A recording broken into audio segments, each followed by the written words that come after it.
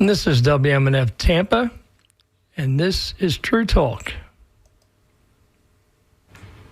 And welcome to True Talk on WMNF 88.5. The show hosted by Samar and Ahmed Bedier. I'm Ahmed Bedier. Samar will be joining us shortly. We'll be speaking today about the news that shocked the world, the election results that has shocked so many people. I wasn't necessarily that surprised. I felt like Trump had this momentum going. I did not think that he was going to win in such a big way. I knew it was going to be tight. And I even felt like even if it was too close, he was going to claim victory anyway. And but now none of that, as far as being a contested election, that's not happening because it looks like he may even win the popular vote. The first president-elect to do that first Republican to do that in some 20 years. Summer and I will be speaking about what the results of the election and Trump's winning, what impact it will have on foreign policy, specifically about the Middle East, and the ongoing genocide in Gaza, where Israel is not relenting. They're continuing to bomb and kill women and children and infrastructure and hospitals, especially in North Gaza, where hundreds of thousands are now trapped and starving, where Israel is not allowing food or any humanitarian aid to get in. What will happen now during this transition period while our government here is busy with the transition? Will they escalate their agenda and the genocide, or will they slow it down? We'll also try to take some of your phone calls, that and more. And when we come back, this is True Talk on WMNF 88.5 FM.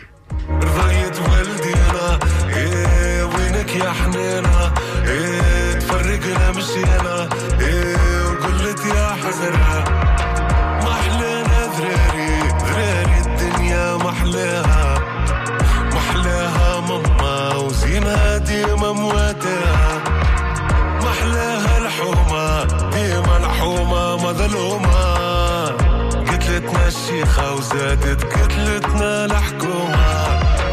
فكرت اللمة قسمنا اللي فما وكل حد وهمه وكنا محلانا واليوم زمما وبكات الماما شو مات في الشمة شكون اللي بلانا. فكرت أصحابي حبوا على خرابي عطيتهم مترابي فرشوش وكفرش نزرابي عيب على روحي ما نعيبش على قرابي رقدت ونحلم وفكت نجري على سرابي وفي غيبوبة وينك يا صحوبة وطلعوا ذيوبة وناس خوانا بيوسنا مقلوبة وقلب بالتوبة ويام محسوبة. Welcome back to True Talk on WMNF 88.5 with Ahmed and Samar. That's Balti, Ya Hasara, Tunisian rap artist. And I open with this guy a lot on our show. I don't know, I like that song. Back to the election that's shocking people around the world, and now the blame game is happening. Everybody's pointing fingers, especially the Democrats, on why Harris lost again. And it's not because of lack of funding, that's for sure. Kamala Harris raised her campaign had $1 billion and spent about $900 and almost $1 billion, becoming one of the most expensive campaigns of all time, combined with outside what's called super PAC or outside groups, allied groups. It was a combined total of $1.6 billion. Trump, on the other hand, raised $381 million, something like a little bit over a third of what Harris raised, and spent $345 million. But with combined outside money from super PACs, it was a combined $1 billion on Trump's side, so about $600 million less than Hillary, and they spent a combined total of also around $1 billion. Of course, the outside money, part of it is coming from Elon Musk's PAC, which was $130 million. Before going on the show, my producer, one of our producers here said that, the billionaires are running things, which is probably true. And he, mentioned Elon Musk. Well, Elon Musk did put in $130 million of his own. However, on the Harris side, billionaires were also backing her. The majority of the billionaires, she had more billionaire support than Trump did, yet still lost. Now, Samar is with me now live. Samar, were you surprised by the results? Assalamu alaikum, Ahmed, and hello to all our listeners and supporters. I was surprised, Ahmed, like you said, at the margin of winning. I thought maybe it's going to be a close call. I thought maybe it will be a repeat of what happened 4 years ago. I didn't really expect the winning to be with that huge margin. But to be honest with you, I was almost certain that he will win. What indication? Why were you so certain that he's going to win? Because it seemed like the media was spreading all this news that his campaign is in panic, he seems down, that he's looking at a loss. And there was this news about this Iowa poll that came out a few days right before the election, like on Saturday, saying that Iowa, which was supposed to be expected to go for Trump, that somehow the Seltzer poll there that's really reliable showed that Iowa would go to Harris, that she was up by 3 percentage points. And that was, people saw that as somehow an indication that she would win. Of course, that did not happen. That Seltzer Iowa poll turned out to be completely wrong, and Trump won Iowa. But why did you feel certain that he was going to win somehow? I'm going to tell you about something happened to me about maybe 4 or 5 months ago. I can't recall. But my roof was destroyed from Ian, the hurricane that happened 2 years ago. Anyways, we were eventually able to find a contractor to change the roof. This gentleman, Ahmed, is young, in his mid-30s. He's Hispanic, wasn't born here, maybe came here 8-9 years ago. He has a decent house, very, very decent house, car. He travels, and so he was showing me on his phone the different tiles. And while he was scrolling his phone, I saw a couple of Trump things. So I looked at him and I said, "Why do you have a Trump thing on your phone?" He says, "I love the guy." I said, "What?" He says, "Yeah, I love him." I said, "But he's always like saying bad things about minorities and you Hispanic people in particular." He says, "I don't care. I was doing better business, and I was paying less for groceries." And mind you, this is somebody who is very, very, very comfortable. Okay, average roof he fixes is between $150,000 to $200,000, so he has a good cut. And 1/3 of people work with him probably don't have permits to work. And that made me realize that we may misjudge people because Trump might say something negative about Puerto Ricans, or somebody in his campaign might say something negative. But at the end of the day, people are thinking of their economy. About how much they are paying at the grocery stores, how much they were, for instance, impacted by closures during COVID, how much less money they are making during Biden administration, or how much less the money they are making is doing it. So at the end of the day, you and I may look at things from an elitist point of view, not necessarily. I'm not looking from not you, but maybe the pundits. Okay, for instance, pundits. I'll give you one more example. When, for instance, he says the weirdest stuff, like from movies or God, where he goes on a tangent. Again, let me talk about myself. I would say, oh my God, is he becoming senile? Is this a memory issue? Average people find it funny and relatable. Okay. And I live in a city that is always going Republican in voting, and 90% of people I know are Republicans, and they don't see the things that might upset me as upsetting to them. So that made me learn a lesson from the last, when he won, and it was a surprise for me to start and think and put myself in the shoes of those who voted for him. Right. So I am surprised. Well, I felt that, the momentum after all the enthusiasm around, her replacing Biden, she had this huge bump in the polls, and the media was consolidating behind her and kept promoting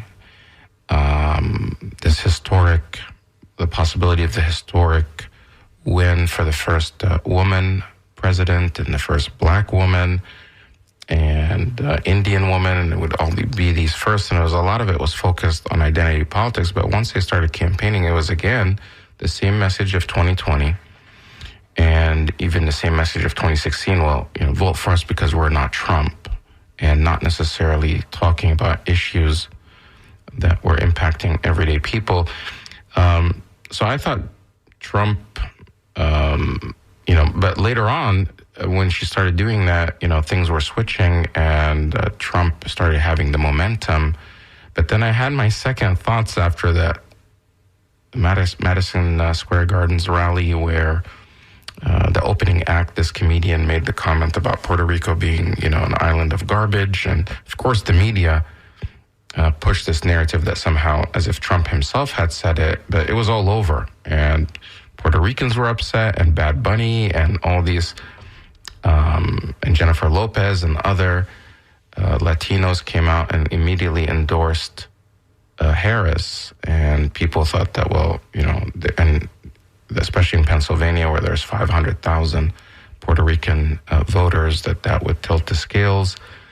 So yeah, I had my concerns, but as it got closer, I felt either Trump still had the advantage, or if it's too close, they had this backup plan to somehow again do what they did in 2020 by trying to deny the certification and then push it to the House. But one thing, on the night of the election itself, I was looking at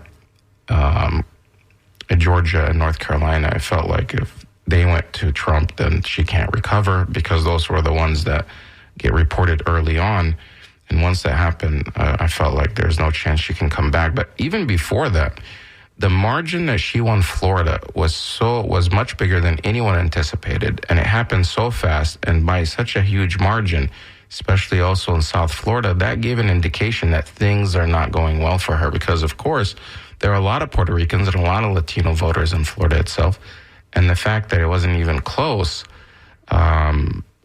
showed that, he had the momentum and it was going to be a better night for him. But we want to talk, Samar, more about the foreign policy specifically and the immigrant vote and, the votes outside, white and Black. But even talking about foreign policy, how it impacted, because one of the biggest differences this time around, of course, as you know, Harris underperformed everywhere compared to Biden in 2020. But the more drastic underperformance, of course, came from white males, or males in general, not just white, even Hispanic and Black men voted in bigger numbers for Trump than they did for Biden. But one specific category is the young voters between the ages of 18 and 29. That was the biggest shift. And it wasn't just the men, it was also women that shifted. And she got a lot less votes in that category.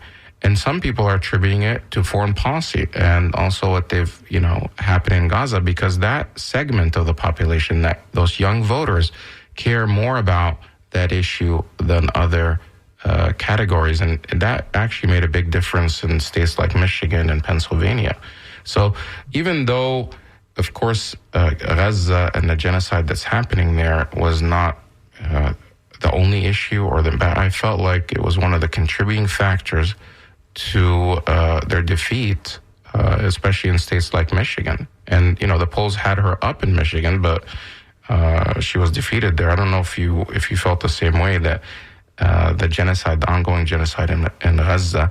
Of course, we say Gaza in Arabic, it's Gaza. In English, they say Gaza. So sometimes it's interchangeable. But did you feel like so it wasn't just the Muslim and Arab vote that was impacted. We'll talk about that in a little bit, but just a general vote of young people. Gaza turned out to be something that's important to them, and they reacted accordingly. I would agree with you, Ahmed, when it comes to the young people, because a vote for Trump does not necessarily in agreement with all his policies, or as much as they want to make sure that the same administration that didn't care about the Arab vote or the Muslim vote or the Palestinian vote and refused to meet with any representative of the mass voters who cared about Palestine and Gaza and what is going on. So it might be not necessarily a vote of confidence for Trump as much as making sure that this administration that has financed the genocide is not going to continue financing the genocide. Especially, for instance, I remember vividly she was on The View and she was asked, so what is it that you're going to be doing different than the Biden administration? And she said, oh, nothing comes to mind. So she's not offering anything new for young people maybe, or everyone will have his own reasons why he didn't vote for Kamala and why he voted for Trump. But not every vote for Trump necessarily means in support of Trump. Correct. As much as in defiance of Kamala. But I think, Ahmed, we will need more time to really analyze and study to what degree Gaza played a factor. But maybe it is in the larger context of Americans are sick and tired of financing wars. Yeah, and he depicted himself as anti-war. Like, it seems like things flipped around. Kamala is going around campaigning with Liz Cheney, one of the most hawkish pro-war members of Congress on the far right. Of course, she differed with Trump on some things, but this is the daughter of Dick Cheney, another neocon war hawk, and she embraces his ideology, says she talks to her father daily, but she's going on the campaign trail, and both Dick Cheney and Liz Cheney, one of the most pro-war politicians of our time, are going around with Kamala Harris trying to convince voters in states like Michigan, Pennsylvania to vote for her, while Trump is saying, hey, Liz Cheney is a war hawk, and she just wants to go to war. She wants to, bomb everybody. And this is her father that destroyed the Middle East. And he's saying, I'm going to stop wars. It was just crazy. It's like they swapped places. Takes her to an area where you have 165,000 Iraqis living. Like, who was advising these people? Like, how could... there are at least 1 million Iraqi civilians dead because of Cheney. Of Dick Cheney, yeah, Liz Cheney's father. So even if those people hate Trump, but they definitely hate somebody that destroyed their country and bombed their people even more, like Dick Cheney. So, like you said, it's going to need a lot more analysis, a lot more data, a lot more research, but a combination of all those factors, especially, foreign policy, because there was a lot of exit polling. And 18 to 29 vote was critical. They came out in large numbers. And that segment, the issues that they cared about, being, of course, the economy, but one of them was foreign policy. And foreign policy, the New York Times called it foreign policy, but really that foreign policy was Gaza. So that's one of the top issues. But I remember early on in the campaign, even when Biden, before Harris was swapped in as the candidate, and the Biden administration refused to address or try to at all change their rhetoric or their policies about arming Israel, in the ongoing genocide in Gaza. And one of the reasons the Democratic pundits or strategists kept repeating as well, the American public and the voters, they don't really care about Gaza. And they kept showing that the young people and people because, there was a wave of the campus encampments and protests that were happening. And they kept providing polling that shows that young people and students don't care about Gaza. It's not a top issue for them, that it's really not that important. It's not a factor in who they support this coming election. But that turned out to all be wrong. The reality is it was a factor. It was one of the top 5 issues, and it made a difference. So it's just like I felt Biden's polling or likability was going downhill, especially among his base, the liberal base and the progressives. And that's one of the reasons people were not excited about him. He ended up having to leave. I think Gaza played a role in that. And I also believe that the Gaza genocide played a role in Harris's defeat. A lot of people are pointing fingers. Some of them are blaming Biden himself and saying that Biden threw Kamala over a glass cliff and he should have pulled out earlier. He's the one to blame. The reality is Kamala, she just basically continued the policies of Biden and would not distance herself or pivot away from him, and kept saying that she's not going to do anything really that different, and to continue the current policies. But the electorate as a whole felt like they're anti-establishment. They don't like the direction of the country, and they want change. So of the two options, Harris represented continuing the status quo, keeping things as is, and Trump represented change. As much as even people may not like who he is, but he was the only vehicle that is promising to disrupt. And even though they may not have agreed with all his rhetoric and policies and hate and discrimination and misogyny, yet they want change. They feel like this government, and for the past maybe 10 years, 20 years, hasn't been working for them, regardless of who's in office. And Trump is seen as not only anti-democratic establishment, he's also anti-Republican establishment. So they see him as some sort of disruptor. Some people say like a bull in a china shop. They think this china shop should just be dismantled or destroyed and start all over. People really feel like their government is not working for them, and who could blame them? When you look at both sides are pretty much in the pockets of the corporations, whether it's the Republicans talking about the establishment, and whoever's in office is more loyal to the billionaire class and the corporations than they are to the people. And you can't really see a big difference between both sides except on social cultural issues like abortion, LGBTQ, and that basically came down to that. That's really, when you look at the Democrats, the establishment, that's what they've been talking about instead of bread and butter issues, economy, the inflation, how it's impacting people's lives, etc. Actually, Ahmed, I want to read to you a tweet I put in the Arabic language. I think it addresses what you have just said about the wealth increase between November 5 and November 6.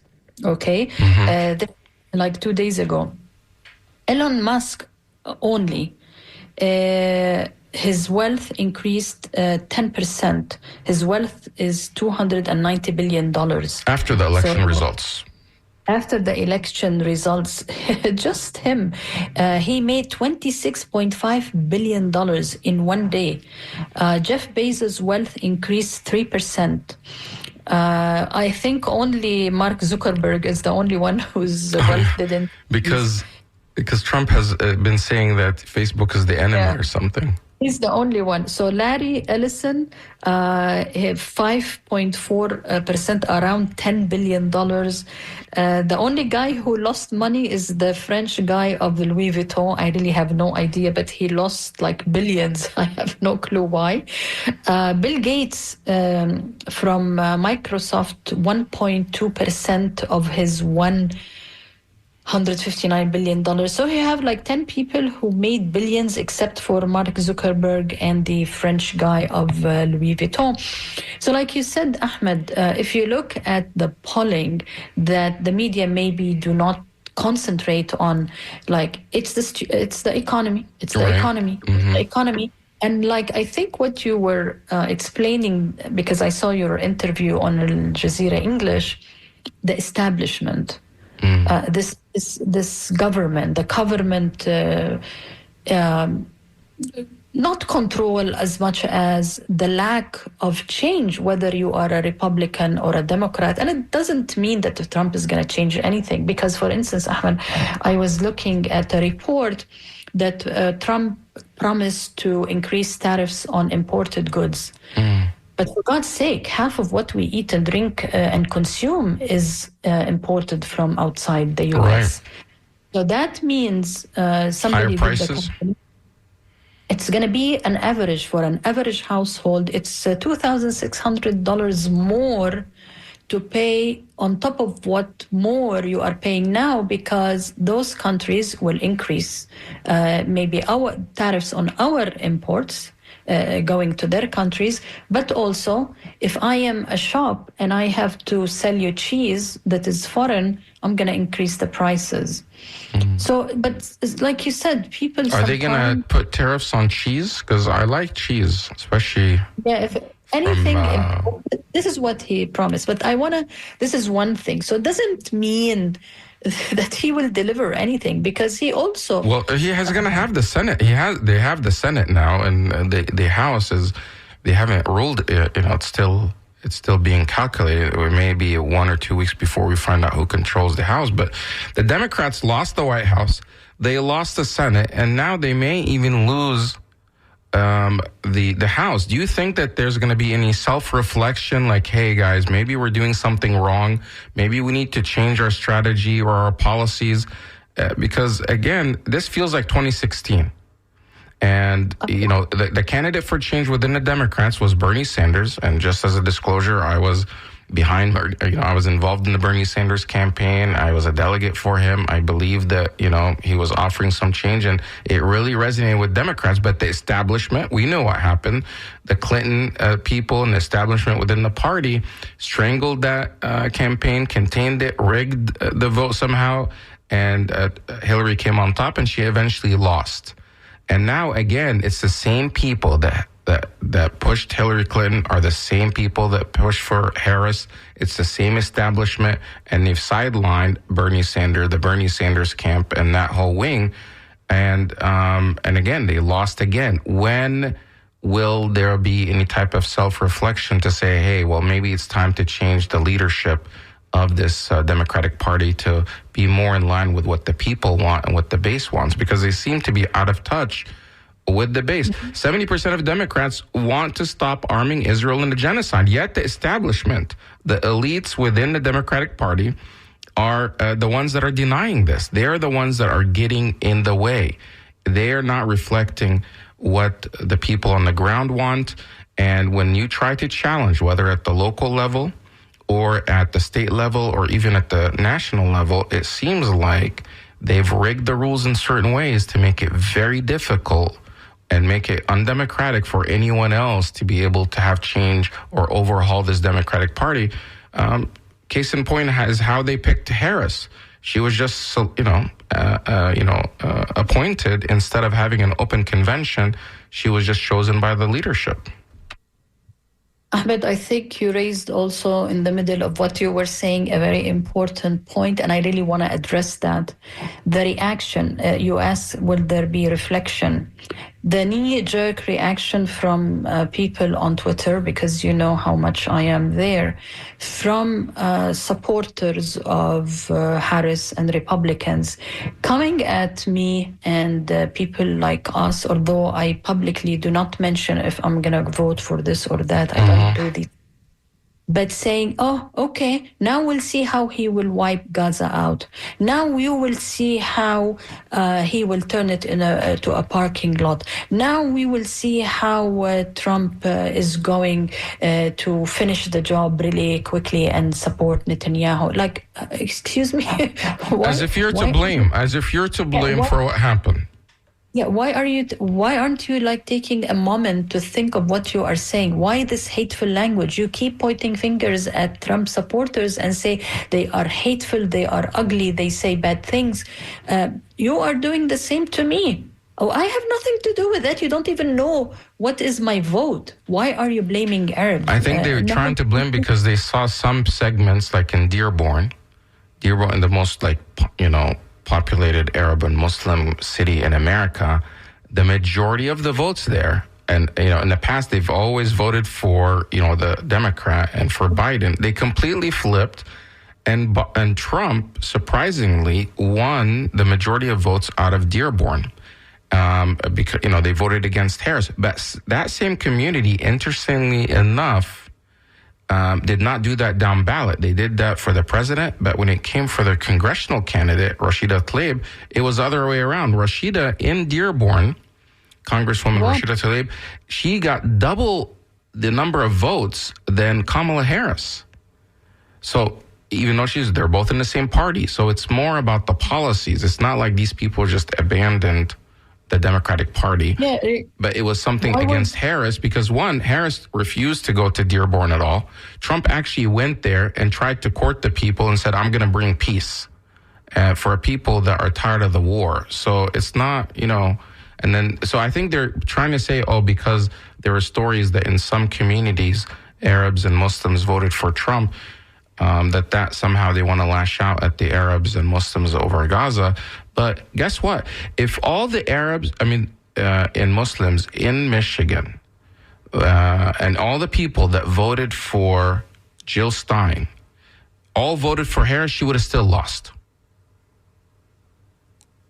Because one of the things they kept saying was, if you vote third party, if you vote for Jill Stein, that's a vote for Trump.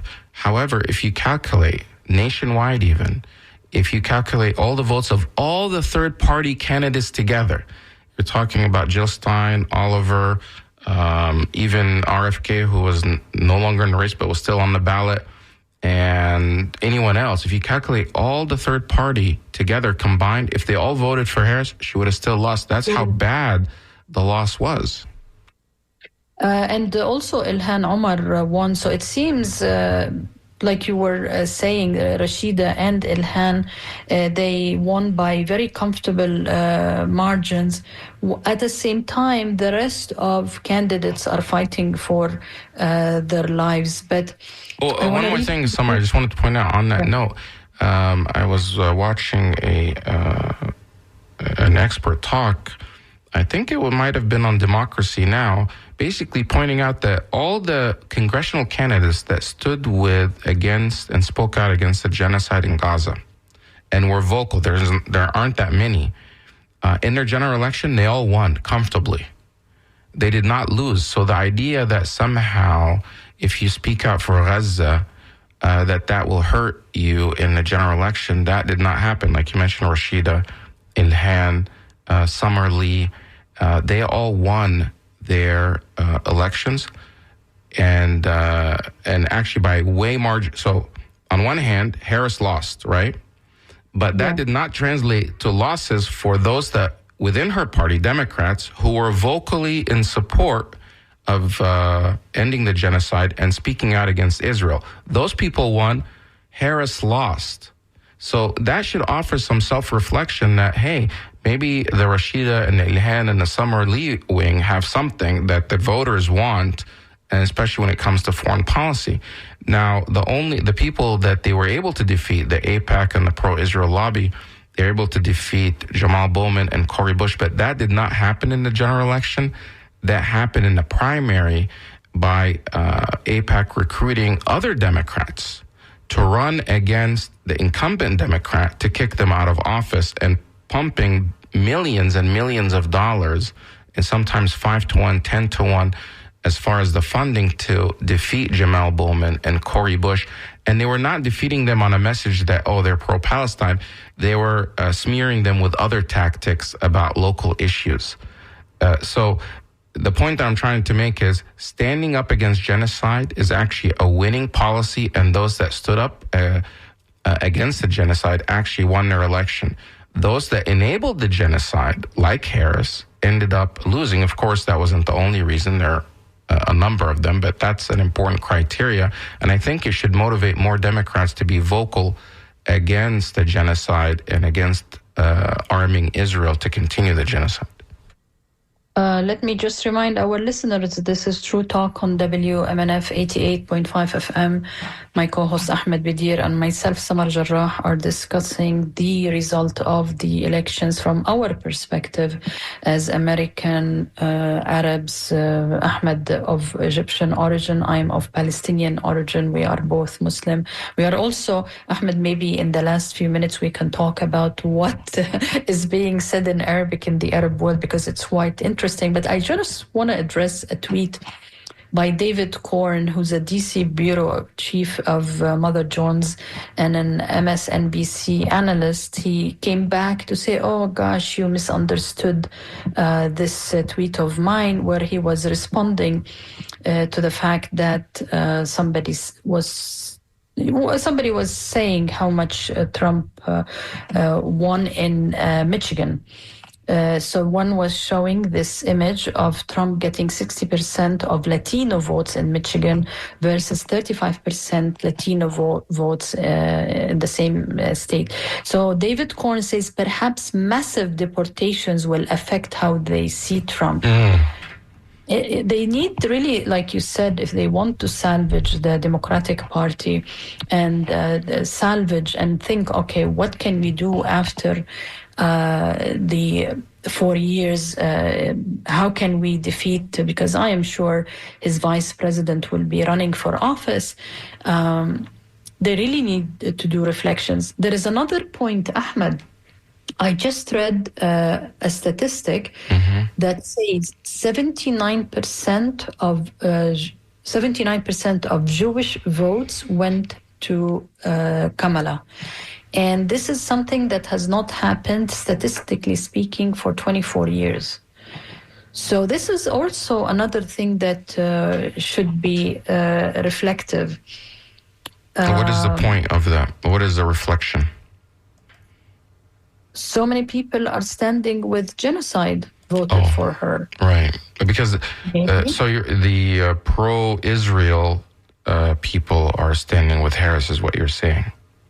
Or voted for Harris and lost. Of course, people are reporting, though, that Netanyahu's and people, the right wing in Israel, are celebrating Trump's win. I don't know if that's consensus there, because I've also read before the election that some within Israel are a little concerned if by Trump's win, because he's been saying he wants to end the war. And maybe we can shift to that. What do you think is going to happen now that Trump won? And do you think that the Gaza genocide will continue under his leadership? Is he going to just, as some of these Democrat activists are saying online, wait until Trump turns it into a parking lot, turns Gaza into a parking lot, which, by the way, a lot of activists, Palestinians, pro-Palestinians responded, or what they call, clap back, to say, well, Gaza is already a parking lot now and has been under Biden and Harris for quite some time. Aren't you paying attention? One account tweeted back showing an image of a baby's foot in the rubble, and responding saying Gaza has turned into a cemetery under Biden. So forget about parking lot; it's already a cemetery now. I don't know if these people that are saying these things, like you said, were not paying attention or what, but Gaza, the genocide is continuing, has been under this administration. But what do you think is going to happen now moving forward? I just want to say something. I don't think they care for us when we have a different opinion, Ahmed. Who's they? care for us. Like you say, or these Democrats, for instance, who are saying you're going to see what Trump is going to do to you. He's going to turn it into a parking lot.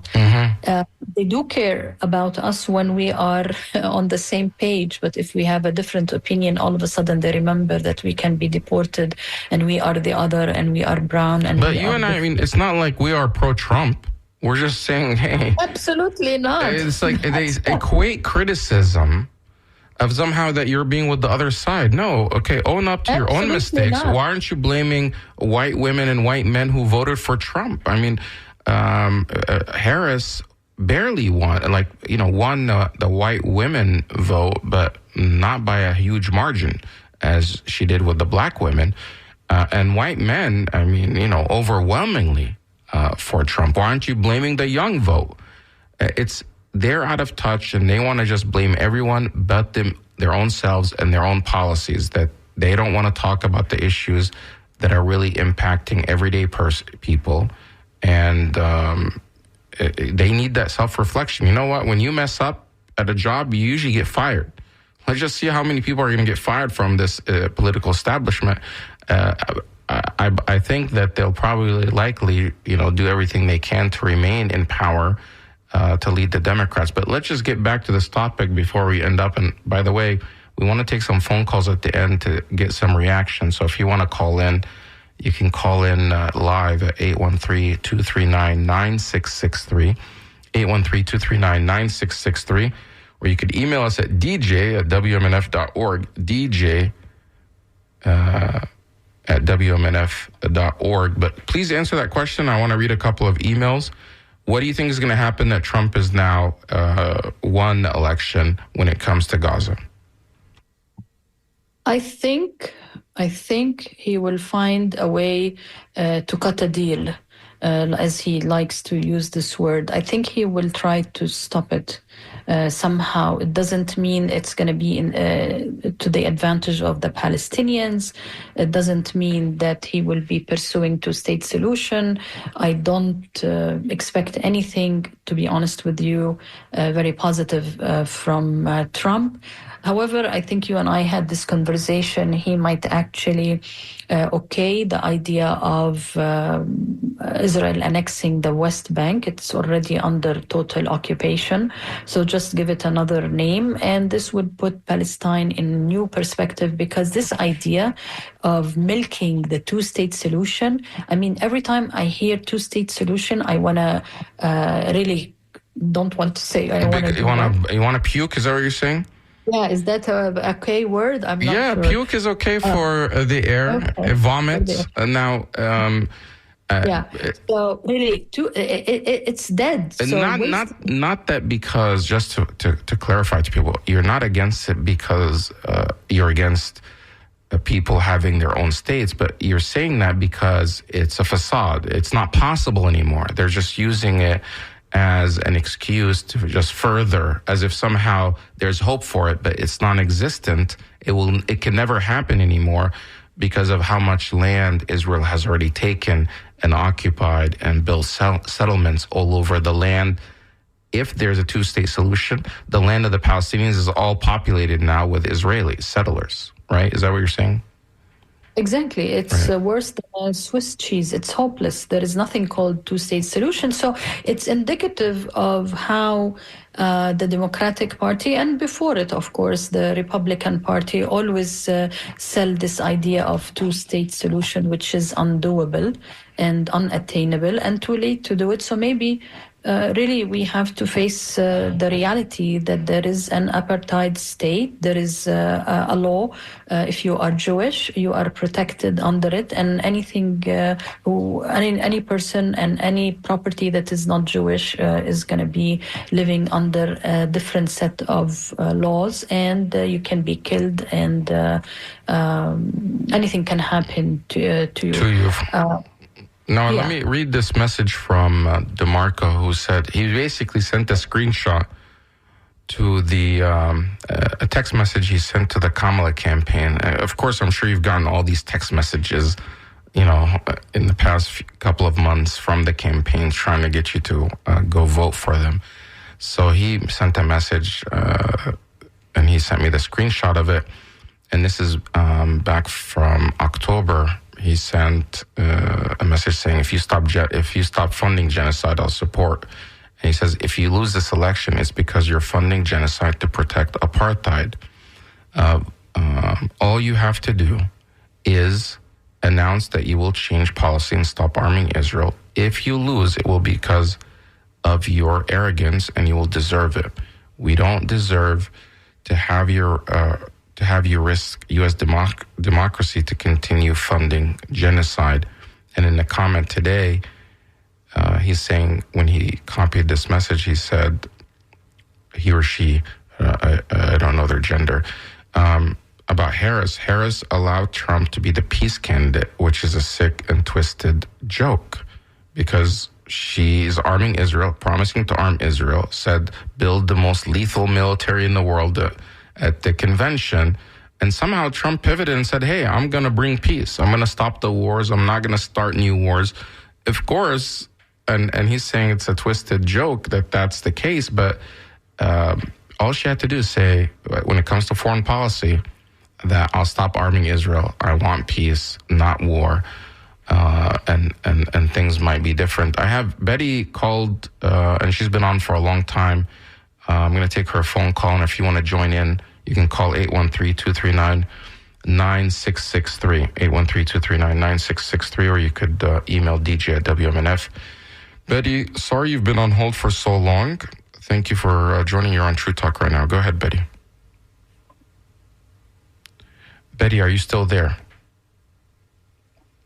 I think she was on for so long that she might have left. Hello, Betty. Okay, maybe we'll go back to Betty later. Mike from Sarasota, go ahead. Hey, thank you for taking my call. Sure. I wanted to respond to your comments about the Latin vote in this election. Yeah, go ahead. I was listening to NPR this morning, and they said that one of the surprising aspects of this new election, of this latest election, was the big support from Latin males, the unexpectedly large support from Latin males that Trump got. Mm-hmm. And this has sparked me to thinking two things. I mentioned two other things. One, my friends in the black activist community have often complained to me how the Latinos don't really seem to ally with them. Mm. And then my final point here, and I don't expect that you can possibly agree with this, but I think that there's a sense of machismo in the in the Latin male community, which was pretty famous. And I think Trump, as we all know, had kind of a bro, very aggressive approach later on. He was trying to appeal to the bro culture. Yeah. So I think that Latin male machismo thing may have allowed a lot of Latin males to go switch over to the Trump campaign. Yeah. But this same bro mentality or feelings are even more prominent within the white community. I mean, the white bros are the biggest segment that went with Trump, right? Well, I'm not. So it's not just exclusive. It's not just exclusive to Latin. It's just the difference this time is even minority groups like Black and Latin also shifted over in bigger numbers. And that was the other thing that NPR said, that the other group that really came out in this election much stronger than they have in the past was the white community. Mm-hmm. The white community was overrepresented compared to the last election. Right. So I it may be, and again, I can't expect you to agree with this, but that this election was a lot about racial division here. It was white. They perceived Kamala as kind of a black candidate, and there was a white reaction. But that doesn't explain why Latin and Black men also shifted. That's where I get into the machismo thing amongst Latin males. Now, but I think in a way that I may not agree with you there, but thanks for calling in, Mike, for offering that. Samar, the Democrats are trying to paint this that America's still racist, and that's why they did not choose a black woman. America is still misogynist, that's why they didn't choose a woman. And that's the reason. They don't necessarily want to make the connection that this is about policy. And, Bernie Sanders issued a statement saying that how does the party expect how does a party, the Democratic Party, who abandoned the working class, expect the working class not to abandon them? And I think, I agree with that more than just that there's a racial divide. Of course, there's a racial divide, and a lot of the segment that voted with Trump, his base, there is that racial and supremacy type part of that coalition. But others that join that are not racist, blue collar people that don't think their government is working for them, people that the economy is not working for them, they are disenfranchised, and they feel like the party that they've been behind for so many years that's supposed to stand up for their rights have shifted over, and now they're with the corporations. Even unions were split, and you can't say the unions that supported Barack Obama, who is black, are now somehow switched sides because Kamala is no, it's that segment, part of that quote, those people that shifted is because of other issues. And I happen to agree more on the side of Bernie Sanders. But I also think that the foreign policy elements when it comes to Gaza and, spending billions of dollars, sending billions of dollars of weapons to kill women and children in Gaza, instead of spending it here at home to help everyday American.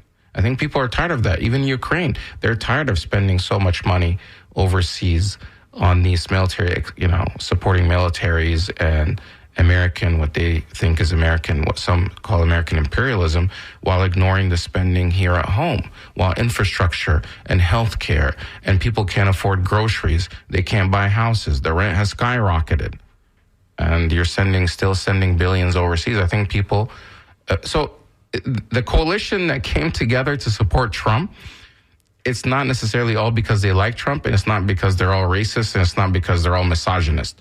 Sure, there may be, in my opinion, elements of that are supporting, but there are others. He wouldn't have been able to win just with that.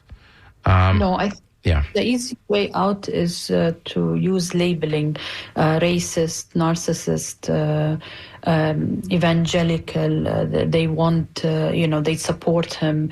Like you said, he's a vehicle to so many people. But for instance, Ahmed, I know a couple of Muslims who voted for him simply because of the Democratic Party always talking about quote unquote cultural wars.